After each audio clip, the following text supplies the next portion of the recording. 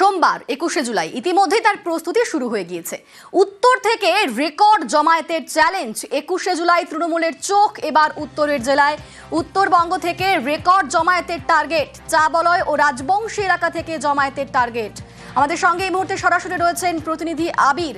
আবির, এবার উত্তরবঙ্গে বেশি নজর কেন দেওয়া হচ্ছে? উত্তরবঙ্গ কেন বেশি গুরুত্বপূর্ণ এবার?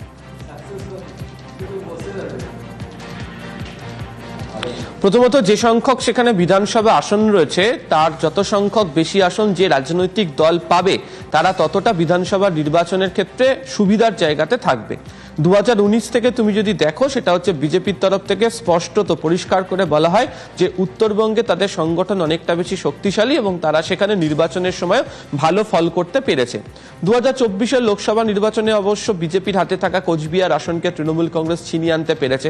পরবর্তী সময় দেখতে পাওয়া গিয়েছে যে কোচবিহারের একাধিক জায়গাতে বিজেপির একাধিক কর্মী তারা তৃণমূল কংগ্রেসে এসে যোগদানও করেছেন, বা পরবর্তী সময় সেখানে হয়ে যাওয়া উত্তরবঙ্গের একাধিক যে বিধানসভা আসনের উপনির্বাচন সেখানেও তৃণমূল কংগ্রেসের ফল ভালো হয়েছে। আবার উত্তরবঙ্গে যে তারা শক্তিশালী এটা বোঝানোর জন্য 21শে জুলাই উত্তরকন্যা অভিযানের ডাকও দিয়েছে হচ্ছে বিজেপি।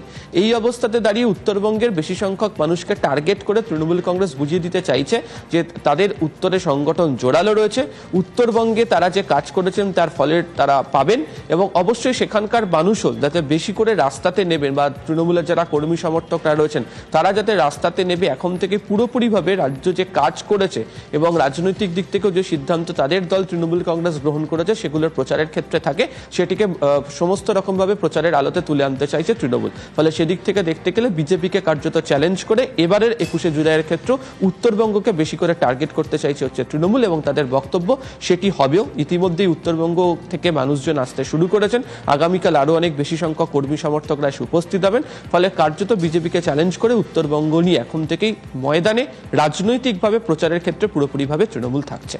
বেশ, ধন্যবাদ।